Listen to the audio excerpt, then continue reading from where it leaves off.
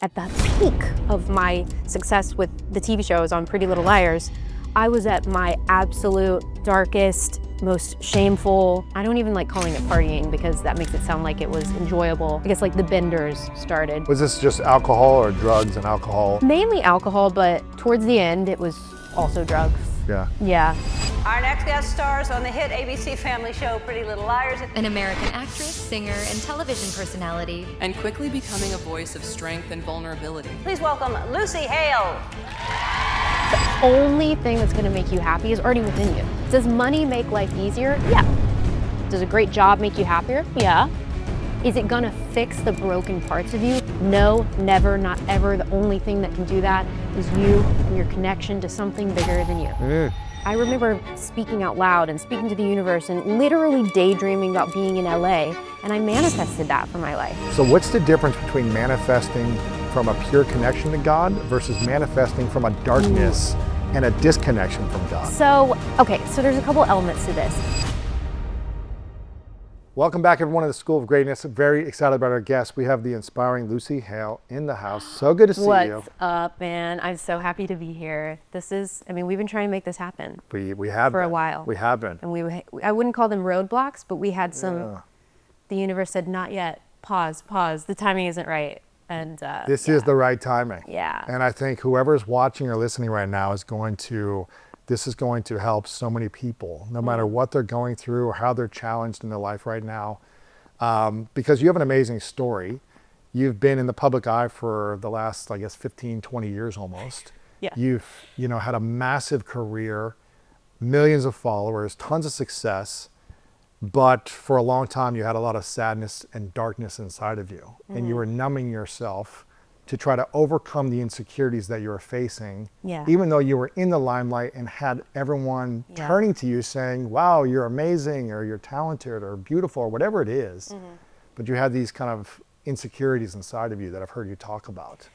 And 3 years ago, you talked about as a moment that was almost rock bottom for you, or it was rock bottom for you. And I've heard you talk about this openly. But how can someone hit rock bottom a few years ago after so much success and so much fame and so much attention? What does that feel like internally? And how do you decide to start making changes so you don't feel like you're at the bottom, even when everyone else seems like you are on top? Yeah, I mean, it was a really unbelievably confusing ride to be on because externally, how I showed up in the world, my persona was successful on a big show, like cool clothes, good eyebrows, like all the things, right? But then I'd go home at night and I had this like unbelievable guilt and shame for having those things. Really?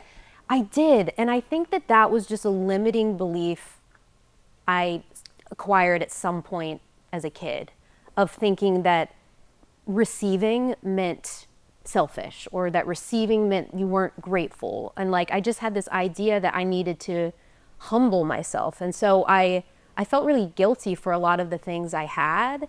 And I want to say that sort of shame, to me, shame is the lowest you can get as a human. I think it's like the worst feeling. I think it's a really scary place to be in. And I want to say that shame is what fueled the drinking and the numbing out and because subconsciously I was sabotaging my life because I was saying I wanted success. I was saying I wanted a great relationship. I was saying I wanted, to be respected, but I was doing things. At the time I wasn't conscious of them, but I was doing things. I was trying to implode my life because I felt like a fraud. Wow. And now, without getting too deep into it, I believe that we all have souls, and I believe that my soul really needed to learn the lesson of unconditional self-love and unconditional self-worth. And so I believe that my soul always knew I was going to go through this, and that I really do. And I'm sure I could talk about this forever of like why I think we're here on the planet. But one of my big lessons was learning to love myself even though I had done things that I knew were out of alignment with my truth, and really like understanding why I was making certain decisions, and like really getting curious about, well, why do I want to sabotage my life? Why do I dislike myself so much? And, you know, and then it took the path of sobriety, and to me, sobriety represents so much more than just not drinking or doing drugs. It represents getting to the core of the wound and then getting your life back in alignment. And it took like 15 years of trial. Yeah, man. Like I struggled heavily at the peak of my success with the TV shows on Pretty Little Liars. I was at my absolute darkest, most shameful. And so like that juxtaposition was unbelievable to me, because and it's really proof that you can have all the things you say you want and still feel empty. Because what was happening for me is I thought everything outside of me was going to make me happy. I thought the job, the boy, the money, the whatever. I was like, that's really going to fix me. And it, shocker, like it doesn't. So yeah, it took a lot of trial and error, a lot of really trying. It's not that I didn't try. I really, really, really always wanted to feel better and to understand myself more. And I had many rock bottoms though, that would have appeared worse on paper. Really? Oh yeah. Oh yeah.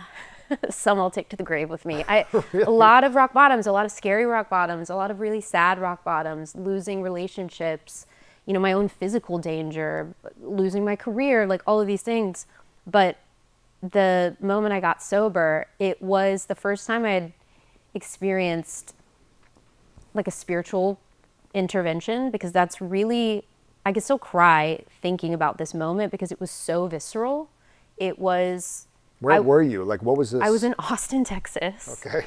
I love Austin. I need to go back and make new memories there. But it wasn't like a crazy time. Like nothing really, quote unquote, bad happened.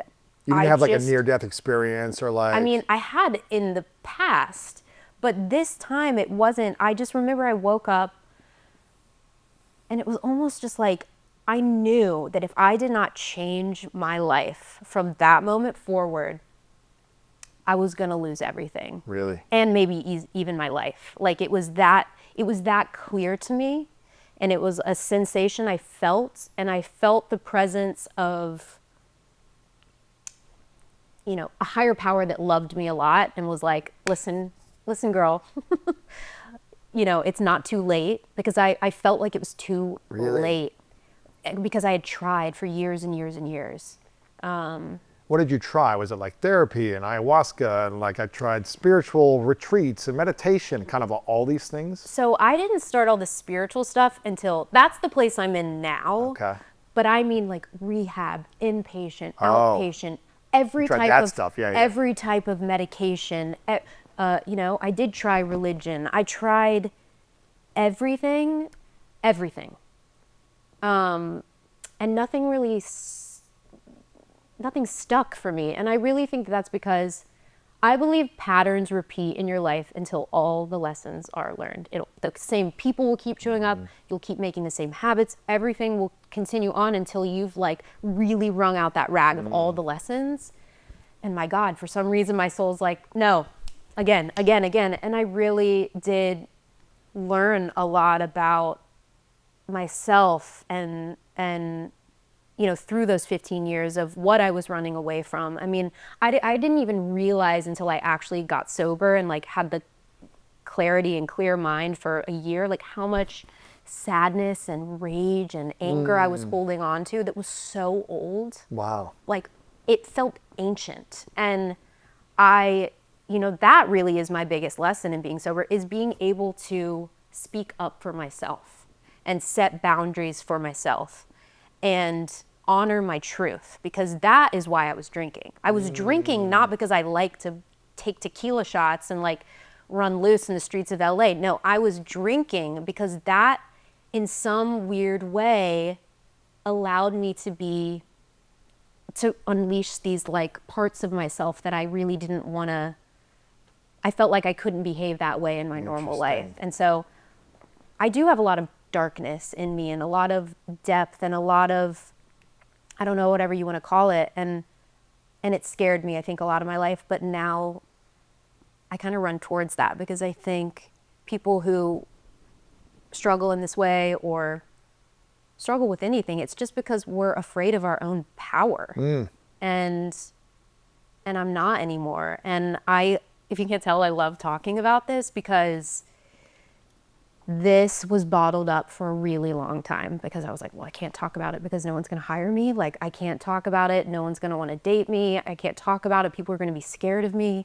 But when I first spoke about this a couple of years ago on another podcast, the amount of people that I have connected with, and the amount of people who are like, that helped me get sober, or that helped me realize like how I'm sabotaging my life. And that's why we talk about these things. That's why you do what you do. It's because it's so important to be that ripple effect in someone else's life.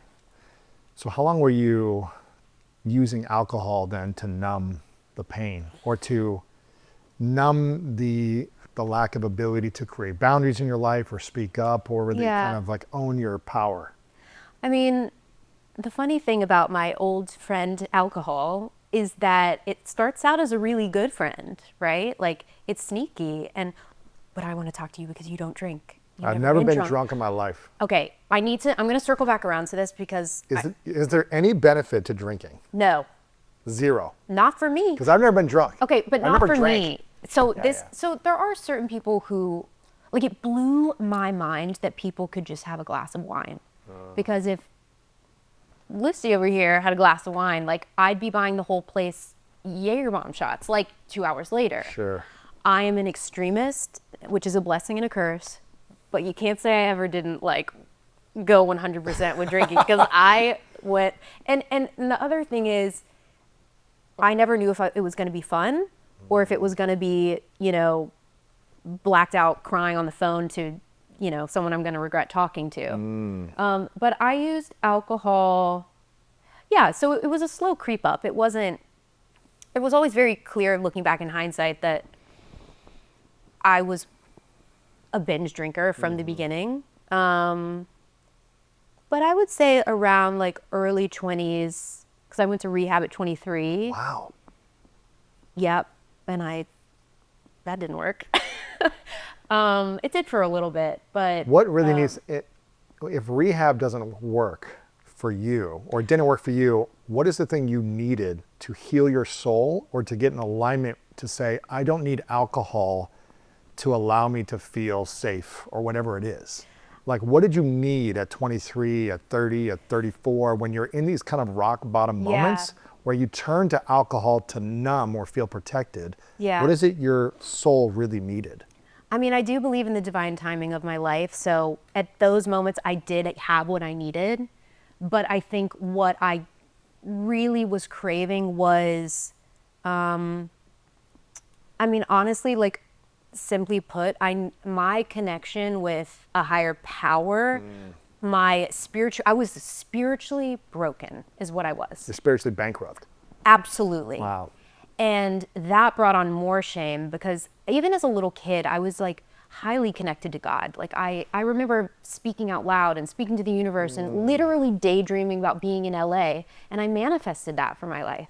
And at some point along the way, it's not like that left me. I cut myself off from that.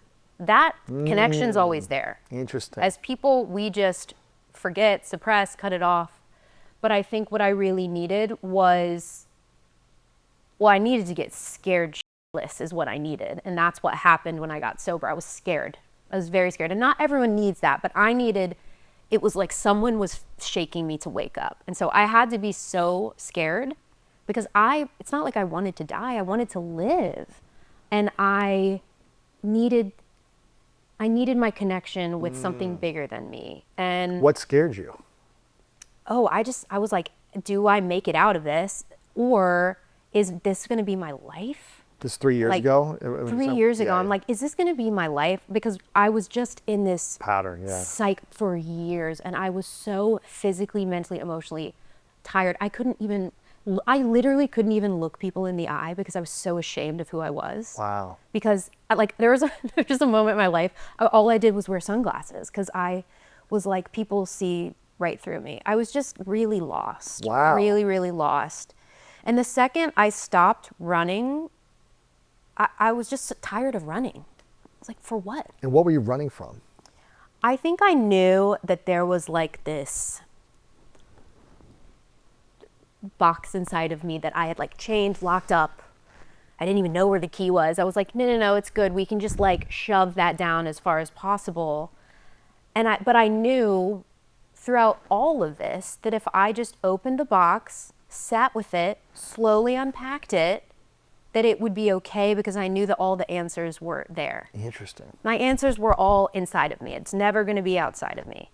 And the more successful you became, or the more in the spotlight, or the bigger the that was audience. another way of numbing out. Of course. Like, let's do another movie, another TV Look, project. these people like me. Look at these followers. Right. Look, I'm #1 on a call sheet. Like, and listen, let me preface with, I love what I do. My job has saved my life in so many ways. Wow. The fact that I get to create and collaborate, it just blows my mind that I get to do that. But it was such a fancy Band-Aid for a long time. Because my success was completely running parallel with my struggles. Gosh, that's interesting. It's really weird. It's really weird. So the more successful you became, you also felt more struggles piled on top of that. Exactly, and I felt like my issues with alcohol or numbing out were getting worse. Wow. Yeah. How did you function on set or in projects when you were numbing out at night every night? Or I was really clever about my ways because I wasn't drinking during the week because my job was important to me. But when I would go. Like, weekends were mine. I was like, the weekends are mine. And they normally were blacking out and not remembering what I did. And luckily I, had people, I was safe, but how I mentally and emotionally functioned, I don't know. Like, I have memories of being at work and like truly having to walk away because I was like, people know what's going on. Like, I wasn't there though. Like, a part of me was not there because it was survival. It was like fight or flight all the time. Wow. And I just now, before we started, you were like, you feel so grounded. And I just now, after 3 years, wow, my nervous system is like, oh, we can relax now. I was going to say, your nervous system seems like more safe. It does. More in alignment. Yes. And you're probably, you're really great at eye contact, but it sounds like 3 years ago, you wouldn't have been able to do this. No, God, no. Because of the shame of someone seeing through you. And I can relate to that growing up, dealing with sexual abuse as a kid. Oh. I felt ashamed because I never told anyone for 25 years. Yeah, that's such a burden. That if people really knew this about me, no one would love or accept me. And so I was in the, let me perform, let me achieve, let me, be great at something in sports or whatever to mask the pain. When did you start talking about that? 12 years ago. And did it feel like you could finally be yourself when you could? No, I felt like I was going to die. Like, it felt like I had to say it finally, but that my life is over. Because you thought people would? I just thought no one would accept me, people would make fun of me, people would judge me. Yeah, I mean, but it actually, the pain, the trauma, once I started to process and heal and started to share, it became more of a superpower to be able to connect and empathize and understand people and be more relatable to other people who'd been through something similar. Yeah. But I thought it was going to ruin my business and my life, and no one would ever date me, all these things. And it's like, everyone's going to make fun of me. But it's true that when you truly honor your truth and live from the most authentic place, because I had similar feelings. I was like, after I did the podcast, I was like, well, my career's over. Bye Hollywood, But I was welcomed with so much warmth and so much love. And so I could still cry thinking about it because I never thought I was deserving of that. And it just goes to show that when you honor that, who you are, there's no one else on the planet like you or me. And when you live in that truth, people, they have no choice but to, they don't have to like you, but they can say, damn, I respect that. It. Yeah, one of the scariest things is being your most authentic self and people not accepting you. But one of the most beautiful things is being your most authentic self and everyone accepting you for who you are. Yeah. It's like, it makes me emotional thinking about it because I think it's what we all want, acceptance. Yeah. We want to feel seen and acknowledged for the human being we are. Yeah. And when we have shame, guilt, insecurities, not enoughness, unworthiness inside of us, Yeah. then we want to hide and protect those things inside of us that are afraid from other people seeing that. Or we overperform, or we people please, or we do things to not create boundaries of authenticity Yeah. to try to be accepted within groups in society. Yeah. And we become a different person, a different version that is not truly us, authentically us. Yeah. And all we really want is to be accepted and seen for who we really all are, even all the mess and scary parts inside of us. And it sounds like you were masking that for a long time, right? For a long time, but also to add another layer to that, being your authentic self and not caring if people don't like you, because if you're truthful to you, like, and that's the best feeling for me. I don't know if you relate to this, but like, there's really nothing I would change. I mean, there's always growth and evolution of self, but there's nothing I would change about myself. I'm not hiding. There's no skeleton. Well, You're taking some stuff to the grave. I'm like, there's some things that go with me, but like. But you don't need to share everything with the world also. No, Yeah. But like, I'm me. And if you don't like what I'm saying, turn it off. If you don't follow me. But like, this is me, and I can sleep at night knowing that I'm truly in alignment with hopefully one of the better versions of myself. Yeah, and then something that just came up for me is like, we don't need everyone else to like us as long as we like us. And it sounds like for 15 plus years, again, correct me if I'm wrong, you had 10, 20, 30 million followers who loved and liked you, but you didn't like you. Yeah. And so what's the point of having hundreds of millions of followers adore you if you can't love you?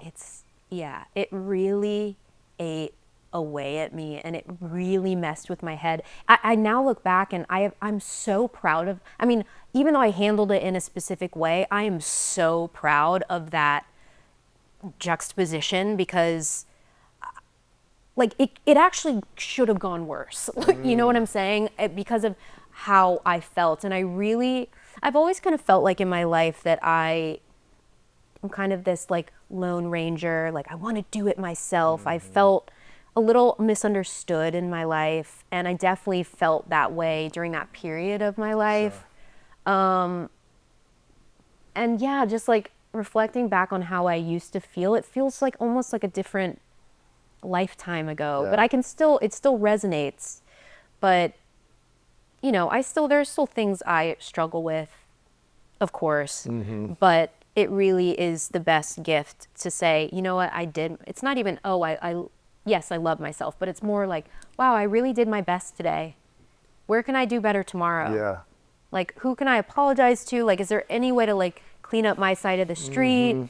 How do I challenge myself more? And now I'm just obsessed with, you know, I want to know more about myself, and I want to speak more with people and connect more with people. I'm like bored. My friends, bless them, they hear me talk about all the different things that I try. Like, I'm obsessed with spirituality and self-help, and definitely I've funneled my addictions into that, but I think it's better. Yeah.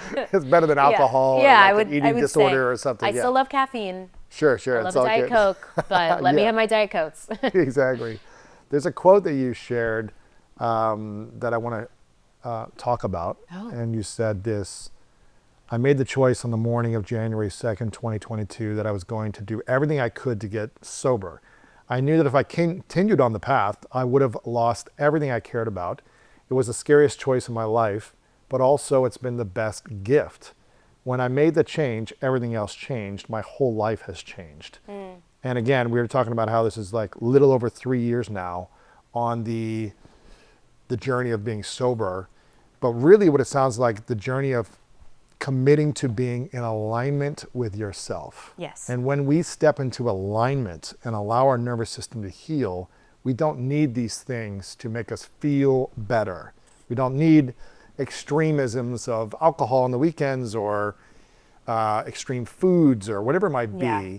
to feel peace. It's so true. And that to me is, I don't even like to use the word sober or sobriety, because to me it's, yes, I am sober, but it's less about not using drugs drinking alcohol. And it's more, I love myself and my life so much, I would never do anything that's going to threaten my peace. And that applies to people, that applies to environments, that applies to substances, that applies to everything. My peace and a calm nervous system is my top priority. And so it's more about, like you said, like anything that's going to shift me out of alignment, I'm not doing it. I'm sorry. It's not even an option. Yeah. You mentioned that when you were growing up, you felt connected to God. You would speak about God, you felt connected, you were either listening from a place of openness to God.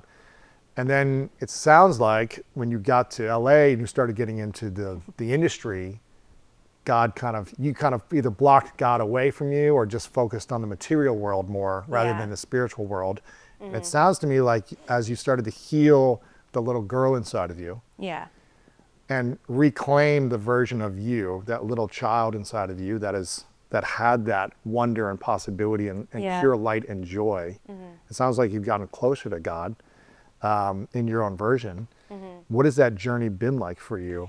Reconnecting to God and reconnecting to little Lucy inside of you. That was really a channel of spiritual joy.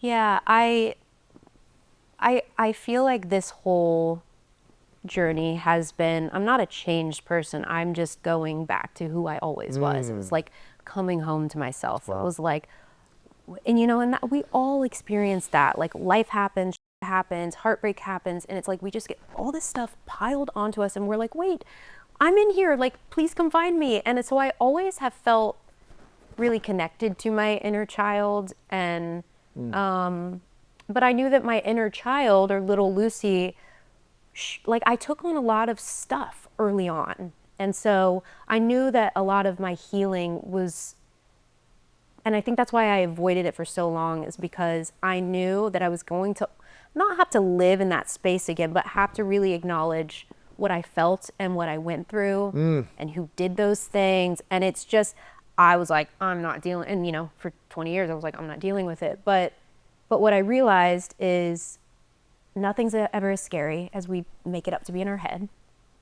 And I was like, now I realize I don't have to attach to those stories that like I was giving so much of an identity to alcoholic, victim. I was complete victim mode, and we don't have to do that. Real healing lies in feeling it, and then completely letting it go. Not even half, all of the stuff that weighs us down are not our burdens to carry. None of it's our.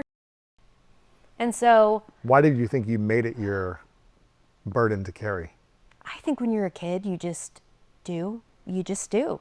Kids are pure, It's like, you have no choice, really. And then I moved to LA young and grew up really quickly. I was surrounded by adults. I was making a lot of money early. It was just kind of an expedited childhood. I didn't go to high school. I didn't go to college. And so there was a mixture of like wanting to be normal, intertwined with all of that as well. When did you move out here? But I moved out when I was 15. So I've lived here Wow. for a little over 20 years. Wow. Yeah. So you really grew up young. I did. I mean, I guess. Yeah. I was like, yeah, this is definitely, but all that being said, I feel like the journey of my life, it still would have been the same thing, whether I was back home or here. Really? Or But you feel like it was amplified here though, maybe? probably so, but Yeah. this ties back to my soul has a plan for me. There were bookmarkers I needed to reach. There's a million different ways I could have reached those bookmarkers. Right. That's free will, right? But I needed to learn some lessons, and they're tough lessons. But yeah, I really do believe I would have dealt with similar themes, maybe just not in the public eye. Exactly. Yeah. There's something you mentioned earlier. You talk about, whenever I see you resharing some of the stuff on here, specifically about manifesting or with Dr. Joe Dispenza and Love. kind of these different I'm his topics we biggest talk fan. about. Yeah. I don't know if you've been to one of his events yet. No, I want to. He came and spoke at Summit of Greatness last year here in LA. If next I would have level. known you, I'd have had you Yeah, come out, yeah. but next time. Next time, yeah. But it sounds like you said earlier that when you were a kid, you were just dreaming and manifesting, coming to LA and having this career and getting these opportunities. And it sounded like you had a pure channel to God to be able to manifest your dreams and really go for it.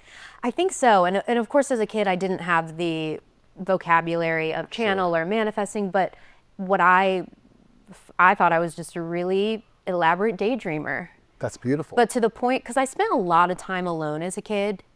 I didn't have many friends. I genuinely loved being alone because then I could be in my head and I could create these environments that made me really, really happy. And so I did a lot of music growing up. So music was always my emotional valve, and just that really got me through some stuff as a kid.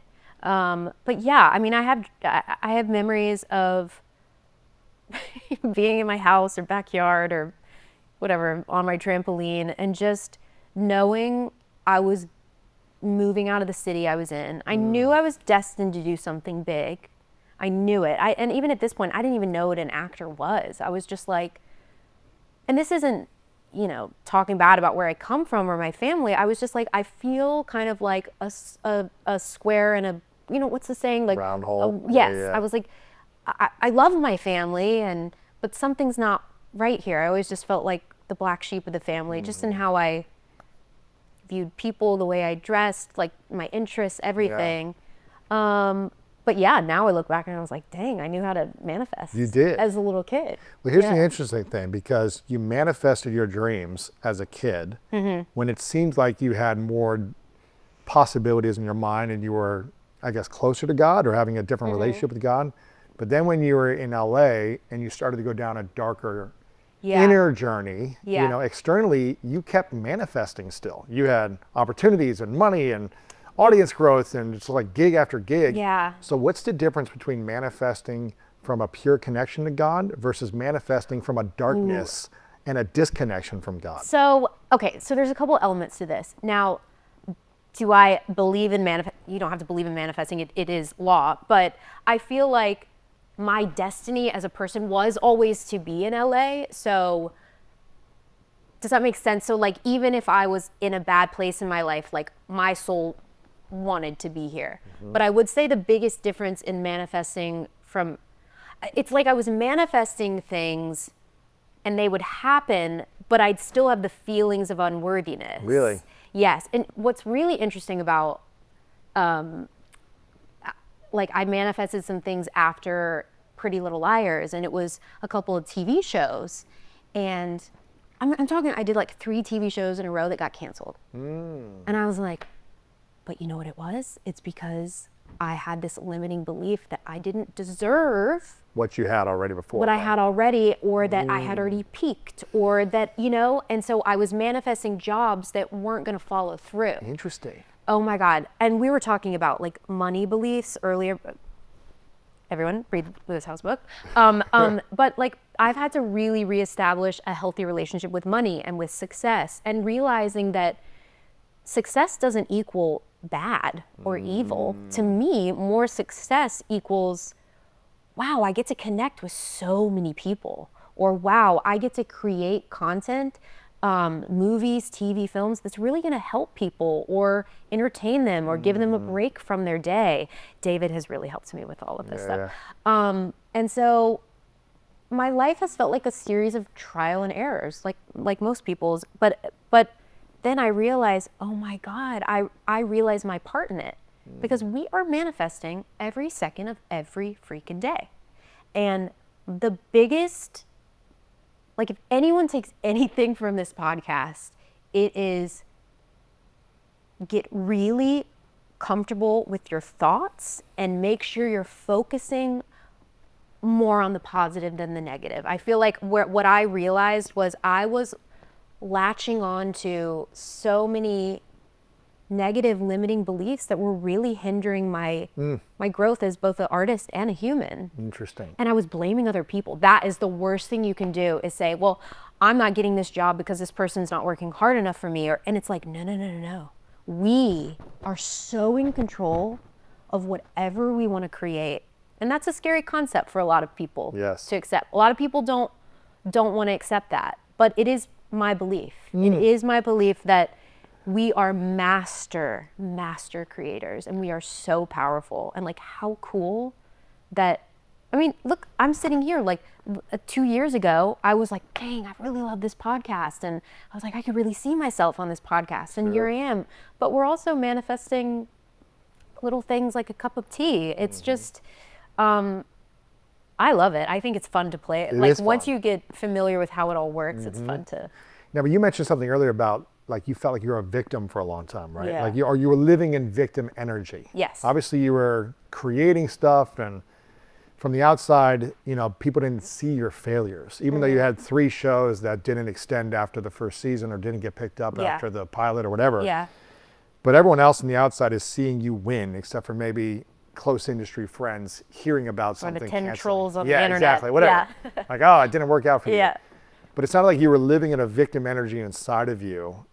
And it's because you weren't feeling worthy or deserving of the success, or like, I've already received too much success and I shouldn't have received that much anyways. Yeah. When did you start to shift out of victim and unworthiness energy into hero or main character energy? Yeah, I love that. Into I am deserving and worthy of all the blessings that come to my life. Yeah.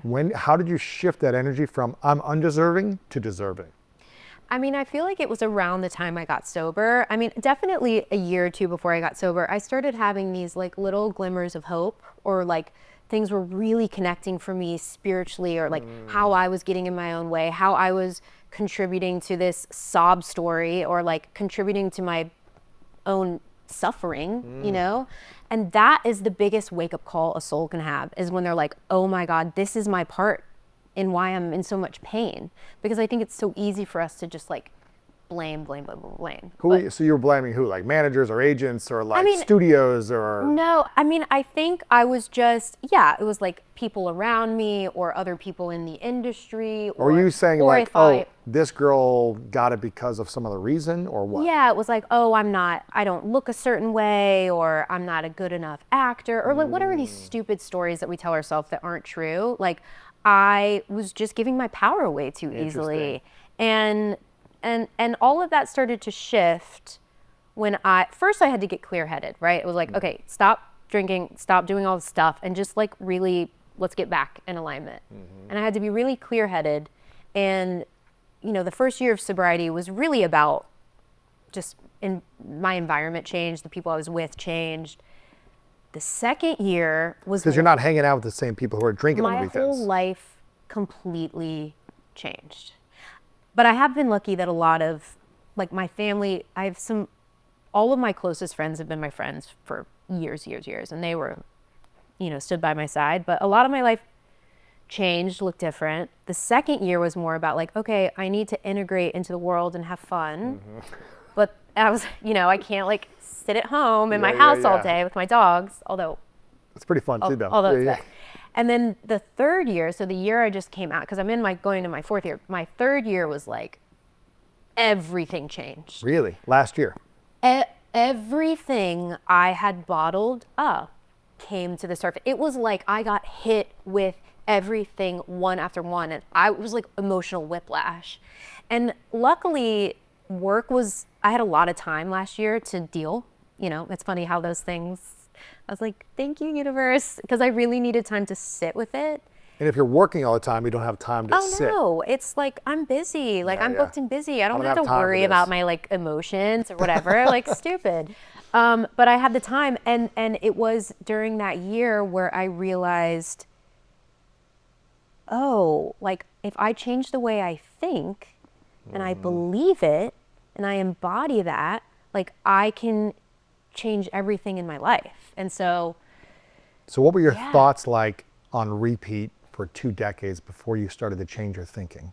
it wasn't all bad. Like there were moments, I think I've always had like an innate sense of purpose. Like I always was like, I'm here to do something important. I haven't always known what that is, but I always feel like I've been very open and I've had a good heart. Like I wasn't just constantly like shitting on myself, you know, but I think a lot of the limiting beliefs were playing small. I thought I needed to be really quiet. Really? And just, yeah, really, I thought, because to me, the limiting belief of speaking up, setting boundaries, speaking your mind, I was like, oh, that is a troubled woman. Like that is too much. A theme in my life for all the girlies listening, I feel like it is a similar theme with women feeling like we're too much, too emotional, too complex, whatever it is. And I really tried to make myself small. And it worked because I'm like 5'2". I'm like, I'm physically small and I just need to be the nice girl and I need to be really polite. And I need to do what people tell me. And then, you know, I'm going to be accepted and loved and adored, whatever. And it did kind of work for a while, but I didn't feel like myself because I do have opinions and I do have ideas and I know what I want. I definitely know what I don't want. And it's so fun to be able to stand in a place of power while also being kind. I think I thought if you spoke up, you were not kind, but it's just not true. Like there's a way to do it. I think the most powerful human in the world is someone who can courageously share their opinions and create boundaries in a kind and conscious way. 100%. Not screaming and reacting and like, get away from me, but actually like, you know what you just did? Like that doesn't work for me. Yeah. And I want to let you know, maybe I'm misinterpreting something, but I need to have distance from you for a while, or I need to create this boundary. But like actually having the courage to disappoint someone and have someone not like you in order to create safety within you is one of the hardest things to do. The courage to be disliked, like that is powerful. But guess what? You're actually doing things right if people don't like you, because living in your truth and I have found that when I've been, and it's kind of what we were talking about earlier, when I have felt the most aligned, been speaking my truth, like emanating my inner light, it triggers a lot of people. Oh yeah. Oh, it triggers. I've had the amount of people it's like are like there's a couple of people online that were like, I don't believe her. Phony. But it doesn't faze me because I know who I am. Yeah. So actually, if you're pissing people off or people don't like you, you're doing something right, because there has to be duality to everything. Absolutely. Not everyone's going to love you. Not everyone's going to adore you. 100%. And actually took the pressure off of me because I felt like I had to do that. And I'm like, it's too tiring. You don't need everyone to like you anymore. No. Yeah, and you can just be yourself. Yeah. It doesn't mean you want to like try to piss everyone off. No. Right, and I'm like, please love me. Please love me. Please love me. No, it's a good balance. That's for great. Sure. Another quote you have talking about this whole journey. This was on, I think, a 3-year anniversary post after getting sober. You wrote this on Instagram. It said, I began my journey in remembering who I am. Since then, I've experienced moments that can only be described as pure miracles and magic. Yeah. What are a few of those moments in the last 3 years since being sober that have been miracles and magic for you? I think for me, I struggled a lot with being present in every sense of the word. I think that's why I like being an actor, is because I'm forced to be very present. And I connected those dots. I was like, oh my God, that's why I gravitated towards it as a child, because it took me out of my head and I could just focus on whatever I was doing. But my life, there's so much stillness in my life the last couple of years. And I'll just have these moments where it's not anything profound. I'm just like sitting, drinking my coffee with my dogs. And I'll just be so moved to tears by how great I feel. It's almost like I can't believe I'm so comfortable in my own skin. I felt really afraid of myself for a long time. I was afraid of my choices. I felt like a wild card. And so to just be really, it was. Really? You just didn't know any day you could be just something wild or crazy? Yeah, I mean, sober me, I was but I was a people pleaser. And so I just never, I felt like I was trying on all of these different masks and none of them really felt like me. And so now I just, like, what I meant by that quote about miracles and magic is I feel so connected to myself and I feel connected to I call them my team, my guide team up there. And I just am in awe of what I've been able to do. I'm in awe of other people. I feel like I have so much empathy for people and what everyone's fighting silent battles we know nothing about. I mean, I'm like the perfect example of that for 10 years. And there were so many people who, I don't have resentment towards them, but like they just didn't know what I was going through. And that's why it's so vital to be kind, to always be kind. And I don't think I would have garnered that amount of understanding or empathy had I not gone through what I've gone through. And I don't think, and I don't mean like enable people, Right. but like we don't understand anyone else's point of view or what people are going through. So just be patient. Do you feel like you were kind and patient with others?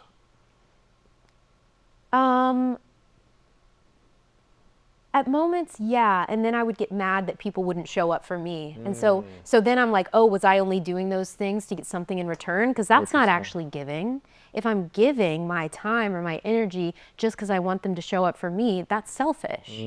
That's people pleasing. And so that was a big wake up call for me to be like, oh my God, am I not as good of a person as I thought I was? Because people pleasing is actually selfish. Like you can still be a good person, but it comes from a want. yeah, and if I act this way, then I'll be accepted and loved and adored. That was most of my life. It was like trying to fit in or trying to make people happy, especially in intimacy. Yeah. It was like I felt whenever I was single, I was so joyful and I felt like I could be my authentic self. Yeah. And then 6 months after getting into a relationship or 9 months, for whatever reason, I would choose people out of a wound. I'm not making these people wrong. I would choose them out of a wound where they never accepted who I fully was. And they wanted me to change to make them feel safer or more comfortable or whatever. And then I would change to please them. And then I resent myself, I resent them, I resent the relationship. But I was like, I'm going to try to do whatever it takes to make it work. And then I couldn't get out of the relationship because I was like, I invested all this time. And then it was like a cycle. And you were like attracting the same type of... Same person. Like this is what I mean about the lesson. We'll keep person. repeating until you Until it learn got it. really painful. And then I was like, just like, I almost had can't a do it. similar wake-up call where it's just like, I can't live like this. I've repeated this 5, 6, 7 times now over like 15 years or something. And I've got to look within. Yeah. I've got to do some healing work. I've got to create boundaries in a conscious way. I've got to learn how to say no. I've got to learn to not people please, all these things. Yeah. So it was about 4.5 years ago when I started the healing journey for myself in a different level. I started healing 12 years ago around sexual abuse. Yeah. But then 4.5 years ago around intimacy and relationship. Yeah. Around the people pleasing. And that's when everything started to change for me. Talk about miracles and magic. I mean, it's like I would not be able to create a sense of peace inside of me without doing that healing work. And I know you talked about healing the inner child for about a year during my healing journey. I had a photo on my phone of my, 8-year-old self, right? And so every moment I looked at my phone, I was reminded to reclaim the boy inside of me and to say, you know what, I'm like, he was screaming at me through eczema or through chest palpitations, through like pain in my chest, through feeling like someone was choking me. It's like the boy inside of me was saying, take care of me. Yeah, trying to get your attention. Stop neglecting me. And recreate that integrated healing of oneness of all the parts of me. And it wasn't until I started to really heal the little boy in me and turn around and face myself and the darkness and the wounds and start integrating, that's when the pain left my body. That's so powerful the way you just worded that. And I did talk therapy for many years and we did a lot of inner child work. A lot of like meditations where I visualize myself as a little kid. too. Even for it's interesting to do for other people too, because if you're angry at someone, if you do a meditation or you can even journal about it, envision their inner child powerful. You can't be mad. It just like So you see a little girl, little boy who's hurt or who's all- sad. everyone's Yeah. wounded. We're all wounded. Okay, the thing I just posted today says the irony is that your light grows brighter the more you embrace your darkness. Isn't that crazy? The only way out is through. It's so true. And What did you learn about little Lucy when you started doing inner child healing? What did you learn about what she needed most that you were neglecting for her to receive? I think as a kid, and still sometimes now, I think definitely as a child, I didn't feel like I had emotional safety, or I felt like I was a very emotional child, very complex. Didn't know what to do with these big feelings. Like, I'm talking like really questioning some big stuff as a small kid. And I What'd you think question? like purpose of life. Like I remember telling my mom when I was very small, I was like, I feel like I'm gonna die. Really, I feel like I'm gonna die young. I'm talking like 3, 4 years old, crazy stuff. And so there was a darkness there. There was a desire to know, and I was curious about a lot. And I never really felt like I had a lot of people to connect to. And I'm sure like seeing a kid with like that kind of energy probably freaked people out, you know? As an adult, it's cool as hell. Like I love it. I love that about me. But as a little kid, you know, You didn't feel emotionally safe. no, I felt like if I were to express what I was truly feeling, there wasn't always an outlet to go to. Like I spent a lot of time in my room crying because like that is where I felt safe to like actually be myself. And I think that's also why I spent a lot of time alone. I also want to say my parents are amazing. By the way, I'm not saying it was just, I don't feel like it was very different than a lot of other kids I knew. And that's why I think music came into my life, because I think it became this like safe space for me. But I also think if I were to be sitting next to little Lucy, I think she just wanted to be understood and seen and able to cry if she wants to, able to laugh if she wants to, like just free. I think I just wanted freedom. Why did you not feel free? I think without going too deep, how do I word this? I think a part of me was really scared of what I was feeling, my intensity. I still get scared of my intensity sometimes, but also my parents were divorced when I was young. And so I think when something like that happens for a kid around scary. like 4 or 5, Scary. I didn't understand what was happening, but of course I'm absorbing the energy of that, and I wanted to make my dad and my mom happy, and so I was like a shapeshifter. I could do whatever I needed to do. I realized early on, if I acted this way, that made certain people happy. If I acted this way, it made certain people not happy, so I'm not going to do that. So I'm just going to be this person. And so I maybe took on some emotional burdens really young. Once again, no anger or resentment towards that at all anymore. I've sorted through that, but also I think even before I moved to LA, I was growing up quickly. And this is a lot of people's story, right? Like I'm sure as parents, I'm not a parent yet. I'm sure when you're a parent, you're going to screw up, you're going to mess up. They were doing the best they could. And I have been really lucky that they've been my sweet mom, she's been so patient with me over the years, and I've always been very supported by both my parents. I think at times maybe not understood by them. I think we're all different people, but I have a really good relationship with my mom and a good relationship with my dad too. Yeah.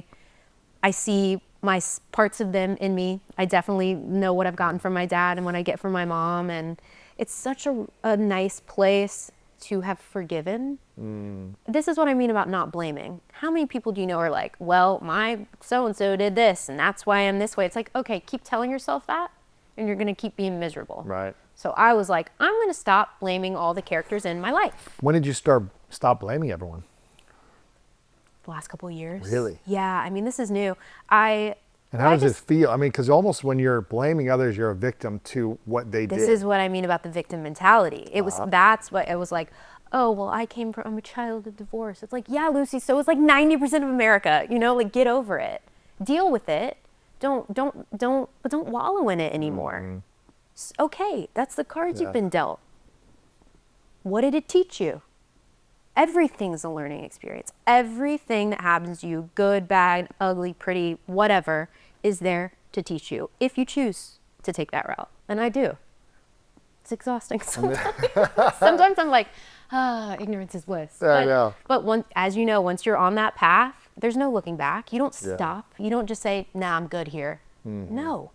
Keep climbing. Keep going. Yeah, it's tough because once you've, I guess, started to heal and get out of, and really take full responsibility for everything and create meaning from the past pain, not saying it's okay what things happen to you, but say, okay, this did happen and I can either be a victim to it or I can create meaning from it and see how I can be empowered from it. Exactly. Once I do that, not excuse people's behaviors or whatever, or actions, but once I take meaning. That's what I was going to say. Like with your experience, of course you didn't deserve that. Of course people don't deserve for those things to happen to you. Absolutely not condoning that.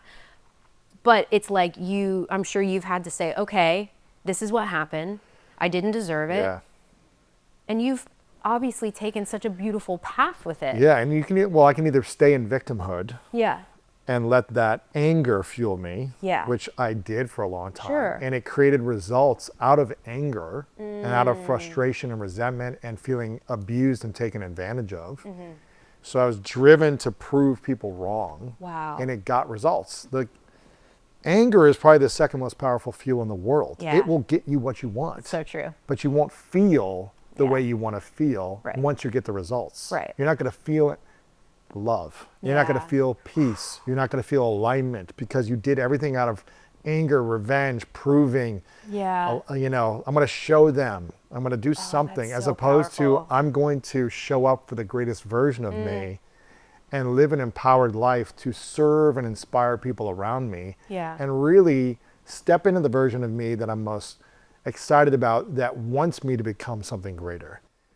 And I think when we can step into that energy of like, this is a goal and a dream because it's going to help and serve others in the pursuit of this dream, it's just a fuel that is more renewable and it feels more peaceful. Yeah. So wait, so it's anger, because I agree with you that anger is not necessarily bad, but I also believe there's like a spectrum of emotions, right? And like, you can't go from shame, depression, all the way to like bliss. You have to like work up the ladder, right? You've got to learn through the ladder. You got to learn through the ladder is better. Yeah, but I do agree. Because you can only live in anger for so long. Like it's not sustainable. Well, and anger causes so many disease and cancer and frustration and hurts, and you react in different ways that you're like, I wish I didn't say that. Yeah. You have to repair a lot more from anger. It's so true. You're so much more reactive. And you're kind of like blowing through relationships and burning bridges. You're just like, Yeah. And so you can get results, but is it going to be a rewarding life? It's so true. And I think the true reward comes from healing and feeling whole while you create. It doesn't mean you can't tap into the darkness or tap into the memories of the pain, but I think living in that space is very painful. What do they call it? Emotional alchemy. Yeah. Just like transmuting it. Transforming it, transmuting it. Yeah, that's power. Yeah, and it doesn't mean I'm like going to be perfect every day. I'm going to have frustration and anger, but it's like, how can I get back to a place of love and peace and calm and really alignment? It's so true. And I think that, when people haven't seen me in a while, they're like, oh my God, you're doing great. And I'm like, I am doing great, but it doesn't, just because you make certain choices doesn't mean that every day is just glowing, glittery sunshine. I mean, there are days where I'm like, I feel like I'm on drugs because I'm so excited about life or passionate. Like, no, it's just like learning, I'm having a really bad day and I'm going to let myself have a bad day. And then I'm going to let it go and have a better day tomorrow. And not stay in victimhood for too long. Oh, yeah, because it's easy. Oh, God, it's so easy to latch onto it. Yeah. Yeah. Now, how do you navigate? I mean, we don't have to talk about this if you don't want to, but how do you navigate? Is it about dating? I was like. Relationships in general. Yeah. It doesn't have to be about intimacy, but when you start to heal knowing what I've gone through in my past relationship journey of getting into relationships out of a wound Yeah. versus getting into or being open to relationships out of wholeness or the Yeah. journey of wholeness. Yeah. How have you reflected on that when you think about previous relationships? And I don't know your dating history. This is not what this is about, but Well, how long do you have? yeah, no, but I mean, it's not. I mean, it's not really about like who No, you're I dating or who know, you're I not know, or I whatever. know. It's like, how do you navigate your vision for a relationship that you want and creating that in your mind, daydreaming again in your mind about the type of relationship you want, intimately or personally or professionally, and creating from that space Yeah. of vision around values and around a person who's also on a healing journey or who's got growth mindset, not in Yeah. victimhood or not being attracted to people who have shiny objects about them, but more attracted to their spiritual alignment. Have you Yeah. thought about that in terms of Oh. working relationships, but also Yeah. intimate relationships? I think about it in every type of friendships, family dynamics, romantic relationships, even people that I'm hanging out with just, for a little bit. Definitely working relationships. I think all of those have changed astronomically when I started putting myself first. Because what happens, let's go. But I think it's the type of people I was attracting in my past were people who were of a similar wound or were going to trigger my wound. I was like Interesting. caught in that cycle. And that's how the universe works. I'm not a scientist, but like Billy Carson can tell you Yeah, how that works, exactly. right? I also was attracting, some relationships, without getting too specific, that weren't for my highest good. Yeah. But now, I think about this every day, but it's almost like I don't even need to worry about who's coming into my life as long as I'm true to me. Because if I'm embodying the person I want to be with, if I'm living from a place of love, of integrity, of value, of passion, whatever, I can only attract people who are Yes. that. A mirror of that. No one else can even break through that barrier. And if they do, I recognize it very quickly, and I'm sorry, but they gotta go. Yes. Because like I said, where I'm at in my life, work too hard. I have a zero tolerance for people who aren't gonna elevate my life. Yes. I'm not pulling people up. I can connect, I can support, I can be there, but especially in intimate relationships, like we have to be of the same mindset.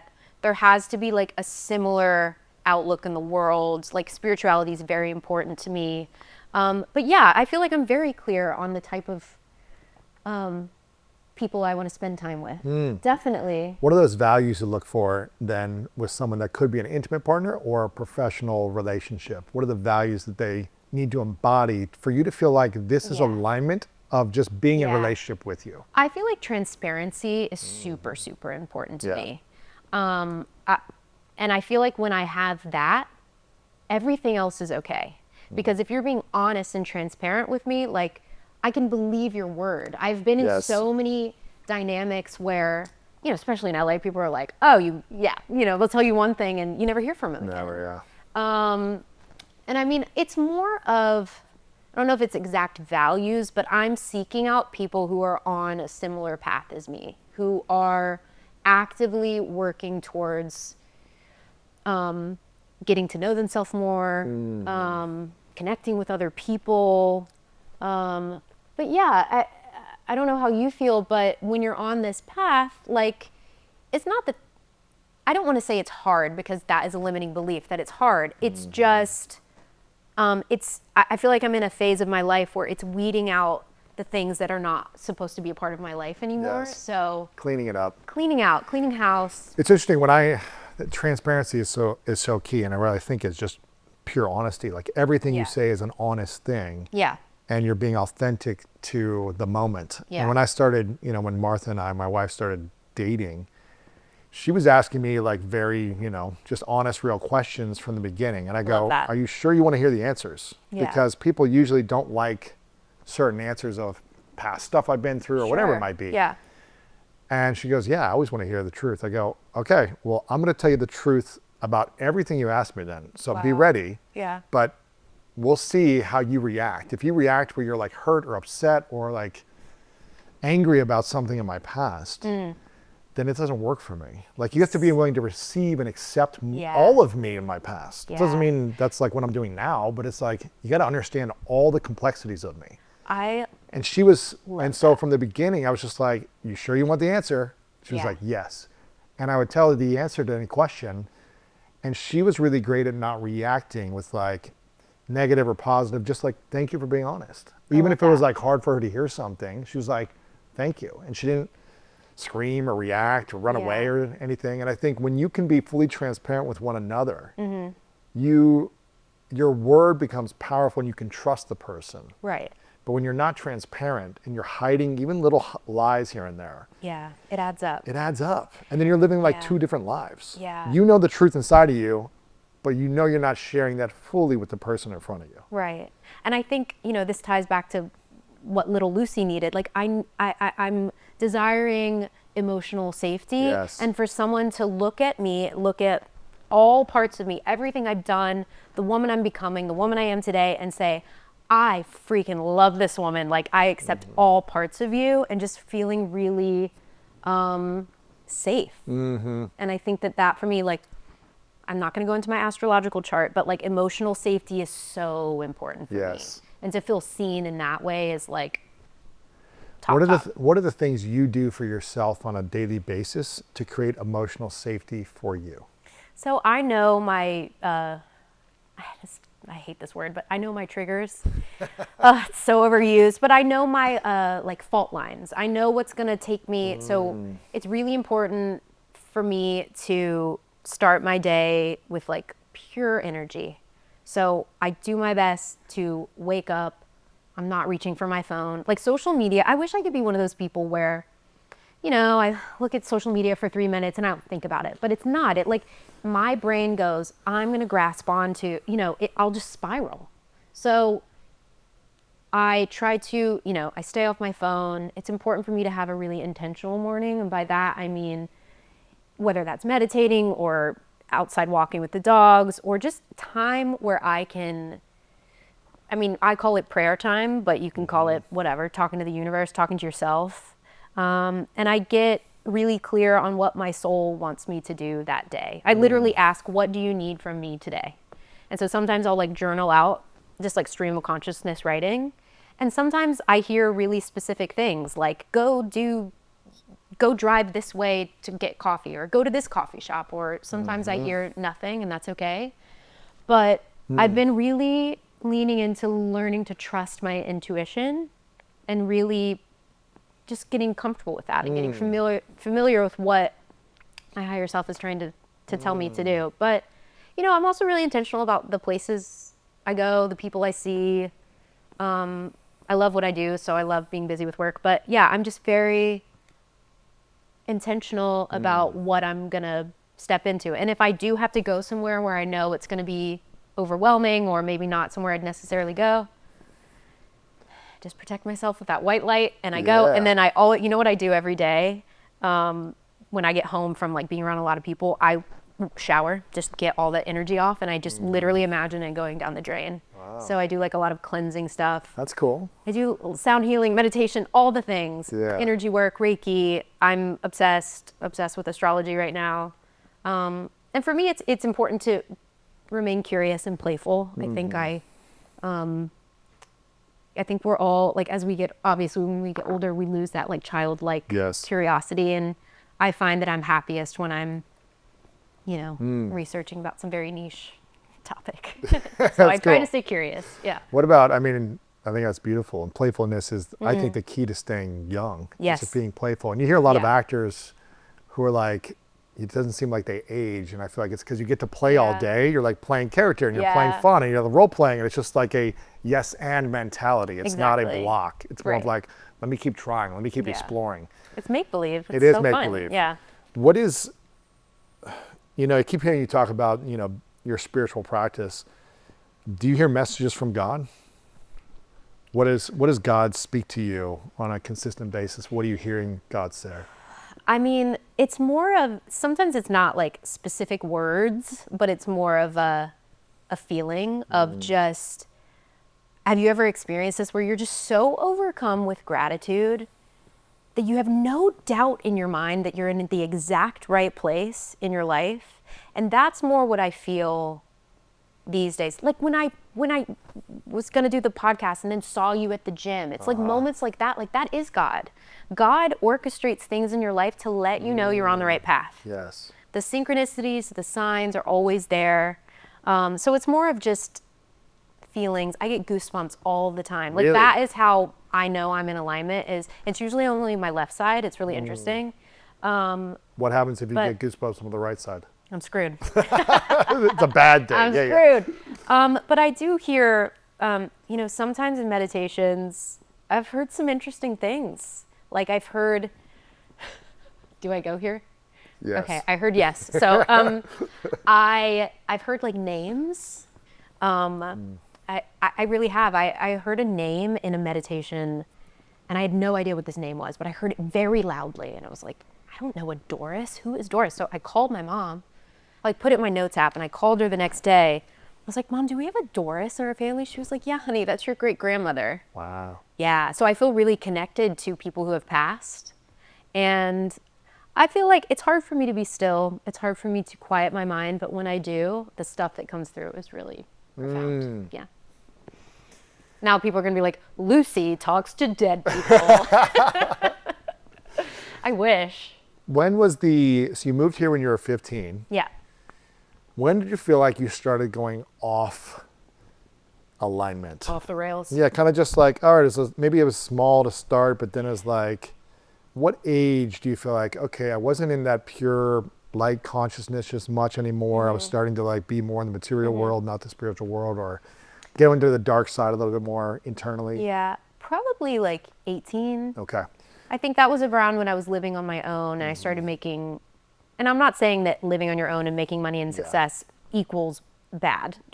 But for me, it was around that time I was living on my own and my career was taking off. And If you don't have the right And I- influences or environment around you, you could easily sway into other influences. yeah, but it's also like if you're a teenager, Right. we were all doing that for a while. Everyone was wilding out. Everyone was staying up all night.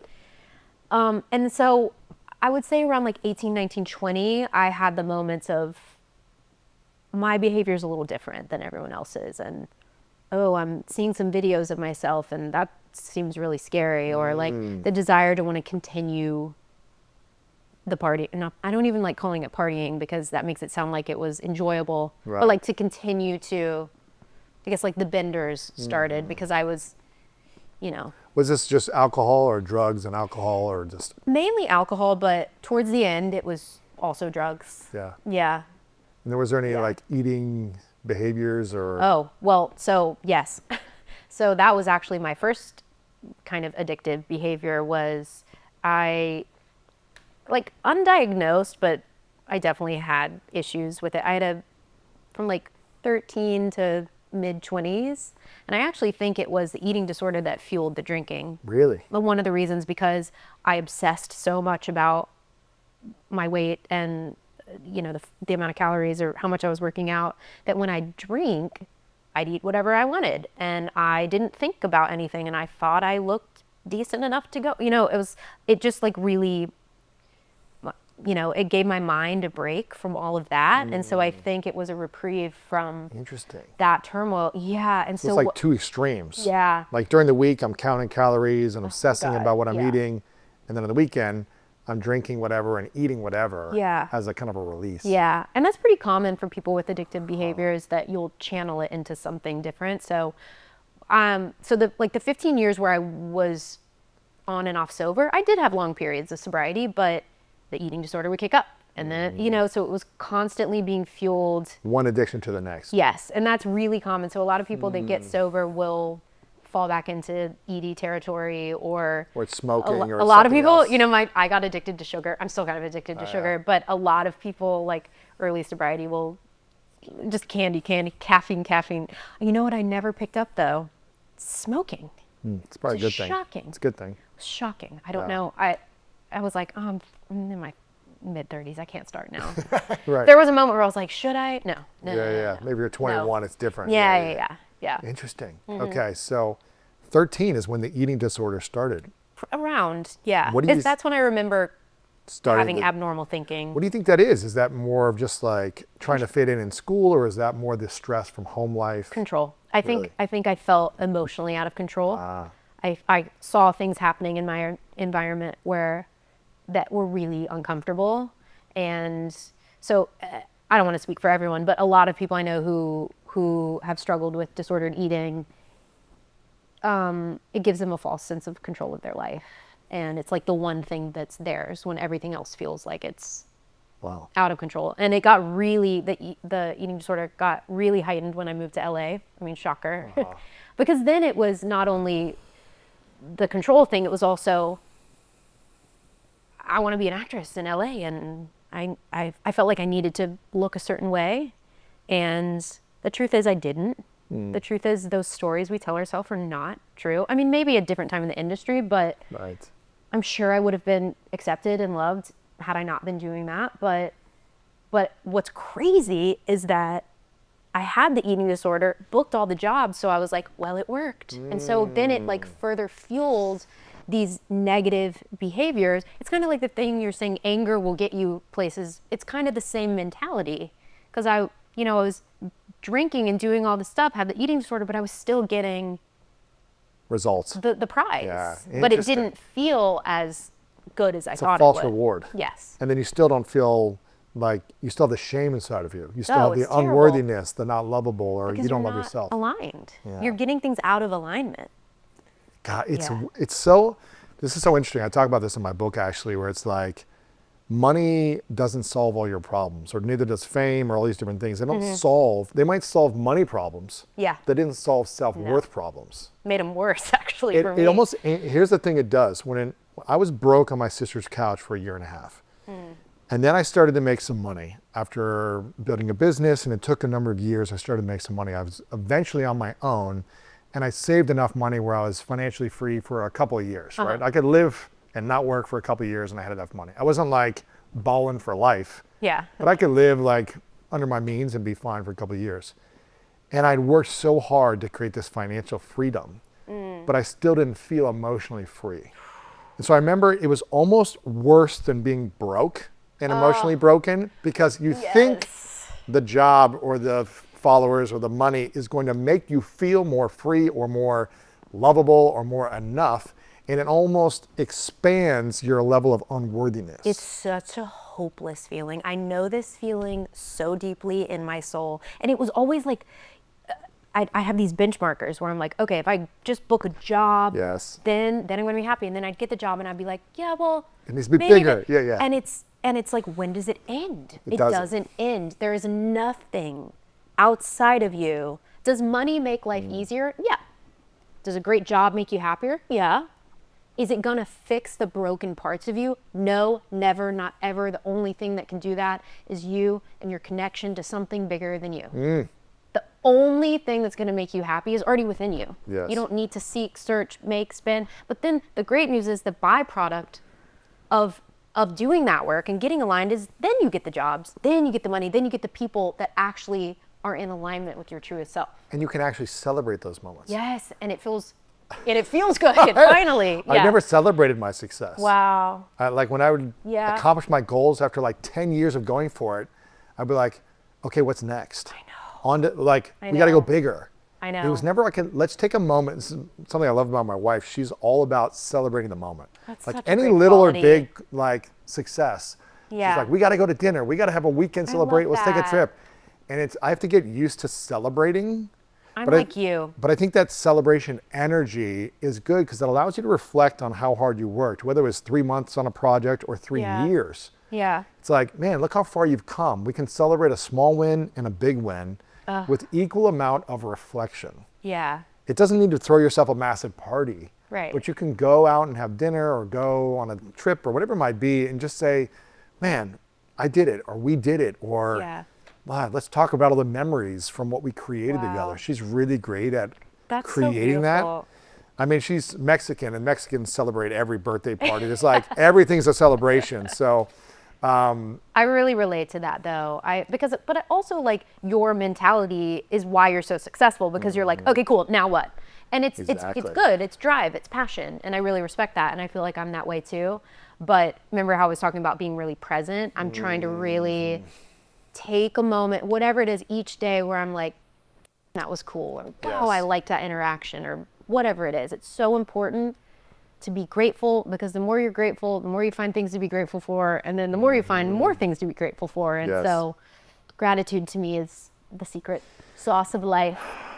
If you could go back 20 years to Lucy Okay. that had this dream that made it to LA, Yeah. and then booked the gig, and then all these things start happening. If you could go back 20 years and you could sit across from Lucy of 15, what piece of advice would you give her, knowing all the emotional uncertainty that you were experiencing at that time, the lack of emotional safety that you had, maybe the stresses you had at home, whatever was going through that we don't have to talk about, but what advice would you give yourself 20 years ago before you started to break into the industry and have the success and fame that you had? What would you say to her? I'm just tearing up because I wouldn't have changed anything. I wouldn't have, because I love who I am today. I really do. But I would tell her how deserving, do I say me or she? I would tell her that she's deserving of good things, good people, healthy love. I'm worthy of everything that's coming my way. And just to never lose sight of that. I think that is what so many people struggle with, is this like not feeling worthy. And I don't know why we all kind of have that little inkling, but we really are. And I wish, without changing anything, just to remind that version of me how powerful my mind is, and that at any second I could, like we were saying earlier, like that connection to something bigger than me never went away. And that all I needed to do was just like brush off the dust, shine it a little, but that connection's always there. But yeah, I think that version of me just needed a big hug and needed some support and needed, just needed that emotional foundation, I think. But I got through it. Yeah. I got through it. And not only did I get through it, I got through it, I think maybe even more than my soul intended to. I think my soul's like, okay, you can calm down, but I love this path I'm on. I literally wake up and I'm like, I'm obsessed with my life. Yeah. It's beautiful to be in. Yes. And it doesn't mean I still have things I'm working on. I will always be doing that. I don't know. And I'm in a good place, and Beautiful. and it's not just because of me. I've also been very blessed with unbelievable resources and true guardian angels and friends and just pillars of strength and people who have been guiding lights and loved me when I literally felt unlovable. Wow.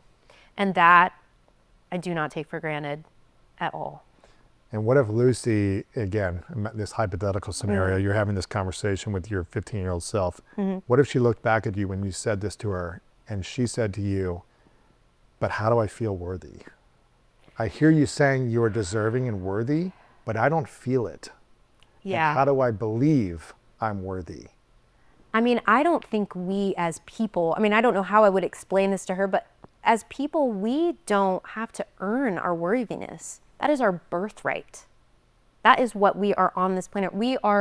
That is unlimited, And that's such a tough question, because like, how do you get through to someone who's like, How do you convince yourself? But here's the thing You is, know, it's like- but this is why I think things happen exactly how they should, because I've only been able to understand that I'm worthy through experience, through trial and error, through falling on my face, literally and figuratively, and realizing that I've always just had this voice that was like, no, you deserve more. Try again, try again, try again. And I realized that not everyone has that.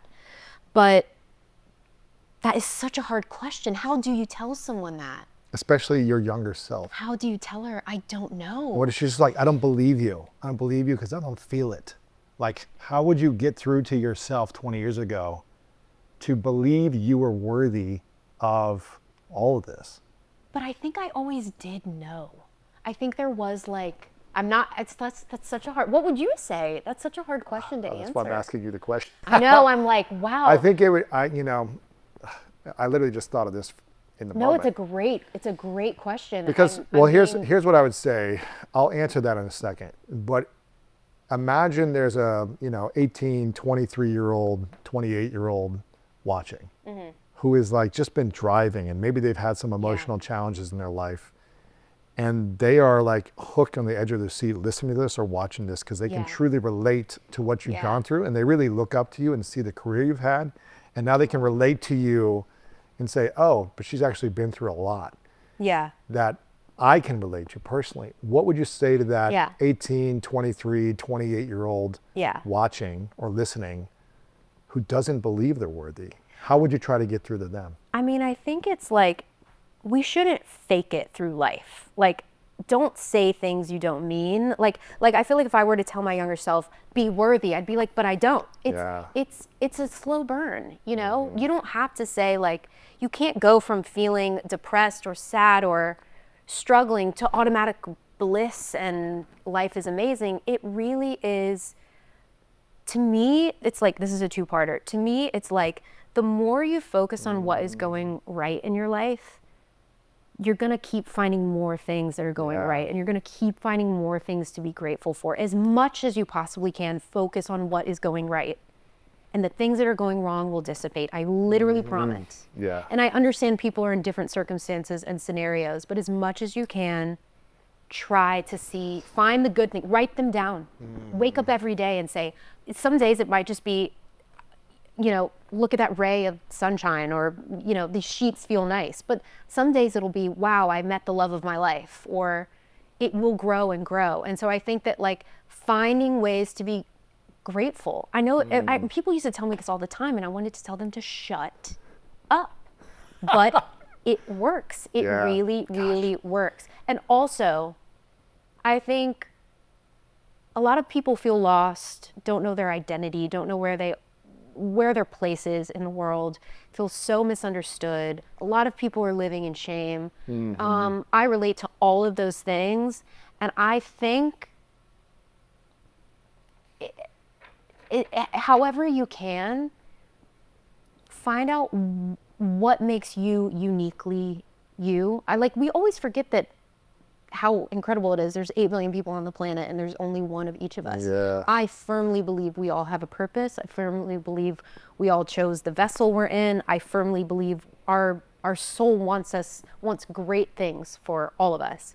And so I think it's just like living and finding your truest passion and not choose yourself every day, and don't let anything get in the way of that. Always choose you. I don't care what anyone says. Let them call you selfish. Put you first, always. Get in alignment with yourself first. Everything else will fall into place. Yeah, and as I'm hearing you say this, I'm thinking about what would I say to myself. Yeah, did you come up with a great answer? I feel like you did. Yeah, from all the, because I lived in a lot of shame. I lived in a lot of insecurity. And again, my parents got divorced when I was, 15 or 16, but they probably should have been divorced when I was 5 because it was like chaos. So it was emotionally unsafe at home. Yeah. I left home at 13 to go to a private boarding school that I found and begged my parents to send me away for months. They did not want me to leave. So I left at 13 to create a sense of safety, essentially to run away. Yeah. Because I didn't feel emotionally safe. I knew my parents loved me, but they didn't love each other. Yeah. And so there was always dis-ease within them. Yeah. And therefore that I felt the energy of their stress. Right. And that caused a lot of emotional instability inside of me. And so when you have, parents dynamics, sibling dynamics that are whatever, friend dynamics, bullying at school, whatever it might be, it's hard because you're in an environment where you don't feel lovable, you don't feel seen, you feel taken advantage of or neglected or abused or whatever it might be. And I feel like I needed to get out of that environment to create a sense of freshness, newness, safety. But I still had the traumas that I carried with me into a new environment. Yeah. But everything you were talking about makes sense to me, and it's probably what I would say to myself is, one, if you want to feel worthy, you have to you have to live in full integrity every day. Integrity is everything. And you have to be willing to disappoint people with your integrity, meaning you got to be honest with people, and they may not want to be friends with you. Yeah. And they may speak bad about you behind your back. They may gossip about you. They may do mean things to you. And so you may cause frustration or emotional instability outside of you, but it's never worth doing that inside of you to create peace externally. There's another quote. Here I go. It says something like, disappoint as many people as possible as it takes to avoid disappointing yourself. Ooh, let's and go. I was like, that's a heavy Let's hitter. go. I can't take credit. Whoever wrote that on Instagram, That- yes. And I was the opposite. Yeah, same. I disappointed myself first in order to try to not disappoint everyone around Pleasing me. 101. And it caused so much pain inside of me, and resentment and anger Yeah. and frustration, because Yeah. I felt like other people weren't showing up for me the way I was for them, like you said. Yeah. Yeah. And I just think if I could have learned to be alone and be happy with myself, Yeah. I could have been fine with a couple friends, not trying to have everyone like me. Yeah. I also feel like, because I'm a person that needs an action sometimes. I'm like, I can't just sit. So like sit and like expect the answers to come. But I feel like what I'd recommend to people is like literally having the awareness of wanting something different or wanting more. That is a beautiful seed planted. And ask, pray. If you don't, if it's not prayer, Yeah. Talk to the wall. I don't care. Talk to yourself, Yes. write it down. If you desire to want to find the answers in your life, I swear to you, they'll show up. Yeah. And it's all there. The answers are all there. They've always been there, but your awareness might not have been able to find them. And I think prayer is something you've said 2 or 3 times. I think I would have told myself to stay in prayer, even if I'm not getting the answers, because I think I would lean towards pleasure to try to remove pain from my life. Yeah. So I would seek pleasures to feel better and try to numb certain pains. Yeah. And I think sticking with prayer, even just a few minutes a day, Yeah. even if I don't get the answers I need or I'm looking for, or if Yeah. it takes longer to like find the answers, Yeah. like stay consistent with prayer, stay in high integrity with myself, even if it means disappointing people around me, especially my parents. Yeah. Like doing those things. That's scary though when you're younger. You don't want to super disappoint your scary. parents. I know. So it's learning how to, it's a challenge. It really is. And also being patient. Like Yes. sometimes we don't know best. Sometimes there's a bigger plan for your life. So That's true. keep at it. Consistency is key for That's sure. it. A couple final questions for you, Lisa. This has been powerful. Thanks for this opening is up. great. This has been You know beautiful. what happens is when I'm in these conversations, I will leave and not have any memory of what I've said.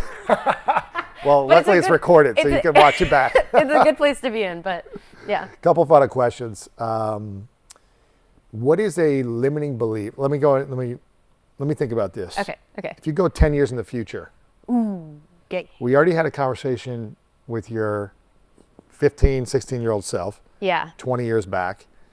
If you could think 10 years in the future of the woman you're going to become over the next 10 years and all the lessons, the growth, the awareness you're bringing into yourself and into the world, what is the one piece of advice your 10-year-old self in the future will give you in this moment that will help you overcome any limiting belief you might have right now? Trust the timing of your life. That is simply it. Sometimes I try to play God and I'm like, well, I know best and it needs to work out this way. And if it doesn't work out this way, then it's wrong. No.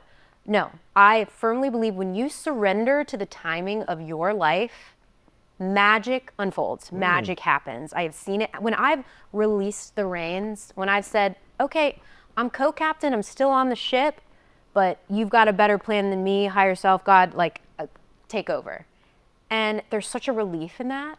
And I've really been trying to embrace that. And I really believe the next 10 years of my life is because I'm in alignment. I'm doing all the right things. I know it. I'm doing my best every day, trying to. And when I don't, I apologize and I try better next time. But now I think the next phase of my life is really trust the timing of my life.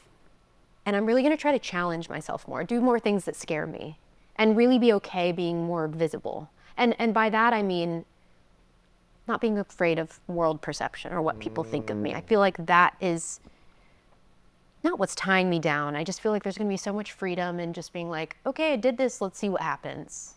Does that mean in expressing yourself or All like of it. using your voice or doing certain projects that maybe aren't popular or whatever? Yeah, I think all of it. Just living from Risking. Be a bit more of a risk taker, but yeah, trusting the timing. Okay. Yeah. What What would you say? What would you say to your 10 years in the future, I would say,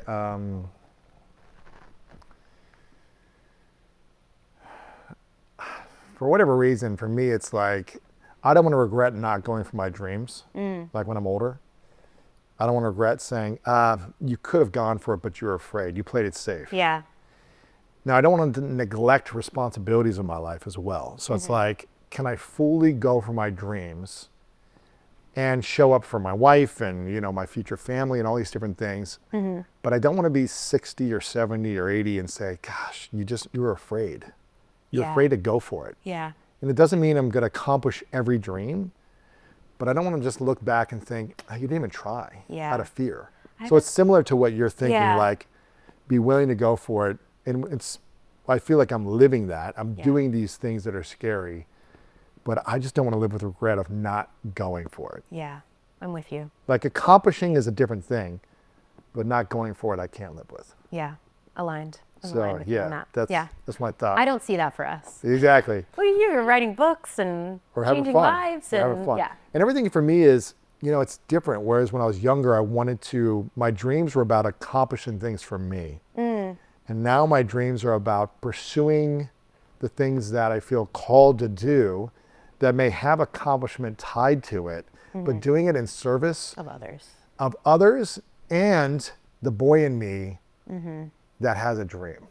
Isn't that amazing that when you do, because I feel the same way, like when I'm honoring that inner child feeling, but knowing that it impacts others in a positive way, That's like the that's key. the best. Yes. That's the best feeling. And letting go of the need to be looked at the accomplishment or the award or the success and being people praising me for that. Right. More of like just being inspired by the journey. Yeah. And if the results come, great. Yeah. But it's like making a difference, making an impact, and serving people in an empowering way is the ultimate path forward. Amen. And however that looks. Yeah. What is the thing you think your, 45-year-old self will be most proud of that Lucy did over the next 10 years? Ooh. I think And I think it might be similar to what I was saying. I think, I'm really setting the groundwork for the next phase of my life. Like I really feel like, I've not only closed a chapter, like I'm in a whole new book. And I loved the first book. I hope it's a bestseller, but we're on to the second part of it. And I feel like I'm really doing the things I feel like are best for me in the long term. And I don't mean like the practical, physical, everyday things. I mean like I'm getting my mind trained. I'm ready. Like ready. Like, and it really does take commitment to be like, oh, I just had a thought that I don't think is for my best interest. Let's like divert it this way. And that's like mental tennis, and You're like Rocky in Russia, That's the training right. montage, like just doing the reps. because I know that I have to do that because I know what I want to achieve and I know where I want to go and I already see myself there and I feel that. And to be able to already embody that feeling, I know it's going to happen. And so it's easy for me to put in the work, put in the groundwork when I know that I'm going to be there because, Billy Carson could explain this as well, but like everything exists at the same time anyway. So I'm my little me, I'm my present me, and I'm my future me all at once. So Here's a question for you then. okay. What is the biggest dragon you're going to need to slay in the future My mind. that your mind is training for now? Like, Okay, what is wait. the biggest thing you're going to need to overcome and conquer in the future that your mind has been preparing you for, that you're going to say, do I take this call to adventure? Do I take on the dragon? Do I go on this journey? Or do I stay comfortable at this new place that I'm in, this new comfort zone? Yeah. I love that question. It's very easy for me to be like, no, I like it here. It's really cozy and safe and I'm good. But no, I have this insatiable desire to keep going. I just have this feeling I'm obviously going to keep acting and I love what I do, but I have this feeling that in the next decade of my life, something's going to shift and change, like an element of my career. And I know that I need to be really dialed in and ready for it. I've literally not one clue what it is. I couldn't tell you. I believe it has to do with speaking, connecting with people, service. It really is a passion of mine, connecting with people.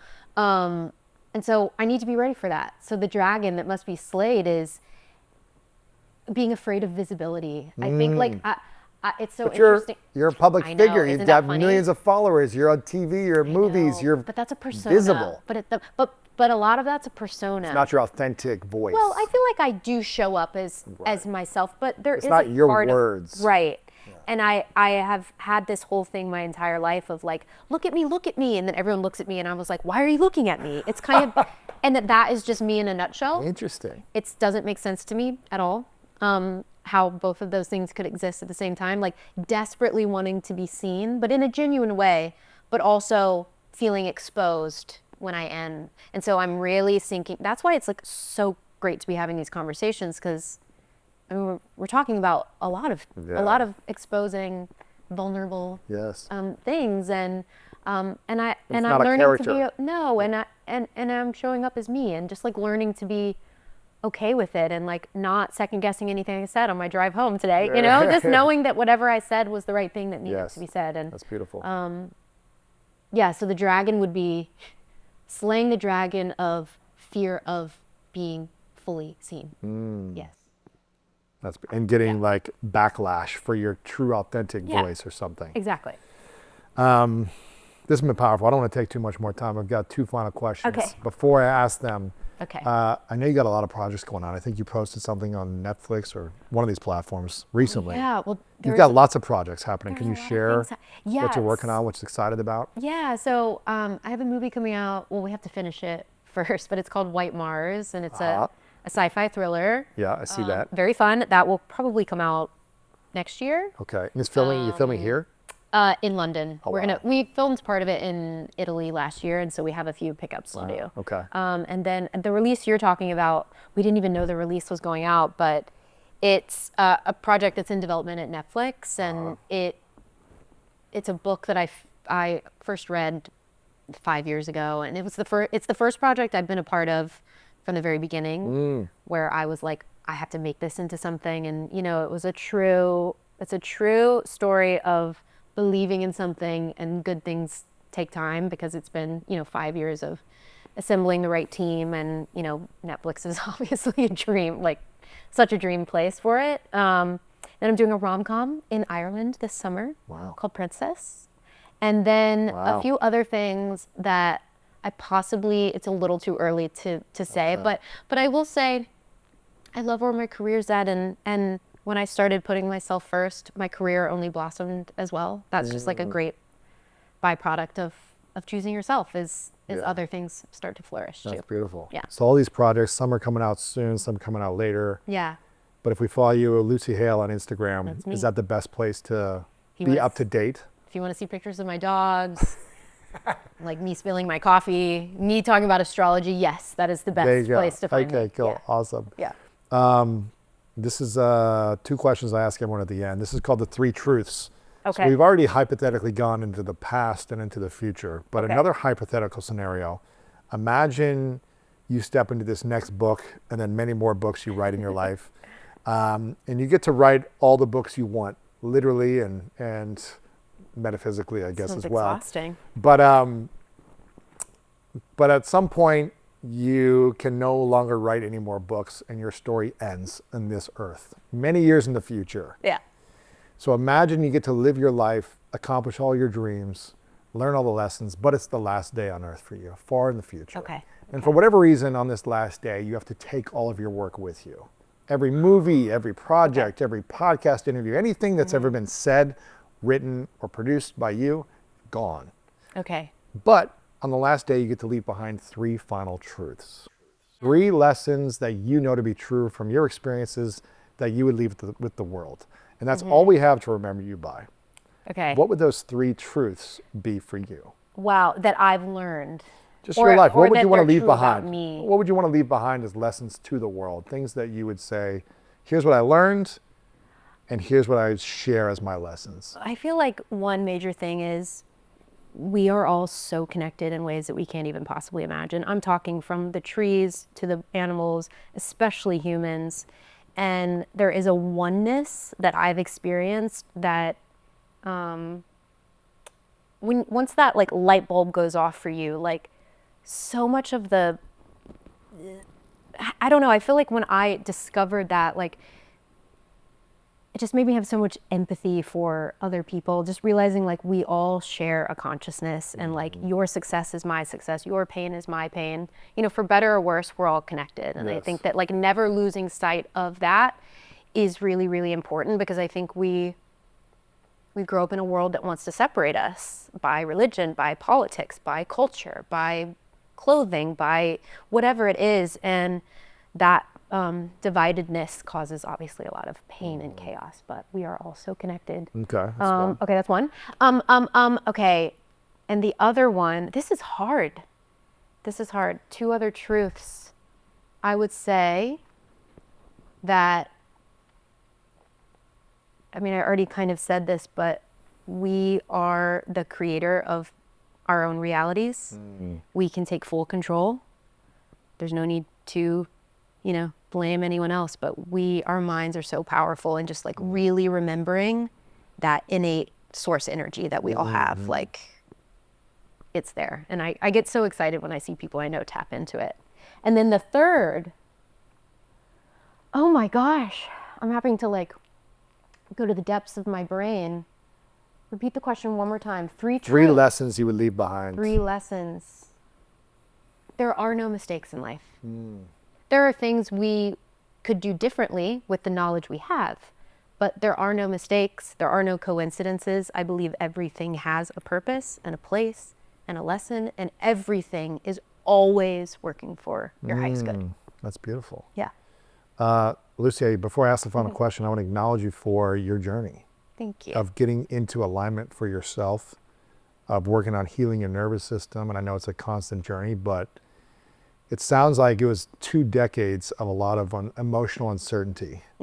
With all the success and the fame and the money and the attention, you felt, it sounds like inside of you, you were still emotionally out of alignment. Very much so. And so I want to acknowledge you for waking up for yourself and getting into alignment and feeling that sense of peace in your nervous system and healing, because I only know that this next book you write in the world is going to serve people in such an empowering way. So I'm so excited to see what the journey is for you and how you show up in full service to yourself and to others, and starting to bring your voice to the world.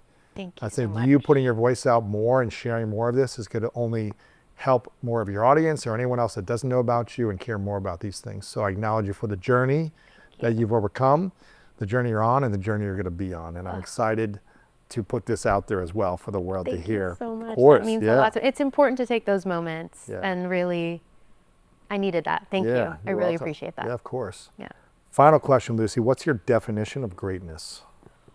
Oh, my definition of greatness is, okay, how do I word this? I feel like my brain, I see like blocks of thought, but articulating it is so hard. It's okay. My definition of greatness is recognizing that your greatness is going to look different every day. Some days your 100% is going to be 50% a different day, and just always knowing that that's okay. Like, and always knowing that, I mean, it just goes back to that alignment thing. Like, being in alignment is greatness. Yes. You know, and Yes. you make up your own definition of what greatness is. That's what's great about being human. We give meaning to things. So like my meaning of greatness is going to differ from yours. It's going to differ from everyone else's. And to me, that is greatness. Like how Yes. cool that we can have our own definition of things and perception of things. But I think, yeah, for me, it's recognizing whatever greatness is to me is going to look different on any given day. And today it's good conversation. It's being open, leading with integrity, my favorite word. It's not being afraid of the scary you know, and just showing up as me. Like showing up as yourself is the greatest gift you can give the world. That's it. Yeah. Lucy, thanks for being Thank you here. so Appreciate much. you. Oh my God, dream come true. Powerful. Seriously, dream come true. Great, the weight. of everyone and my siblings, and I have always been the savior and coming in and trying to do all the things and, you know, buying my parents the house and like anything that I could do to save everyone. But I was just not saving myself.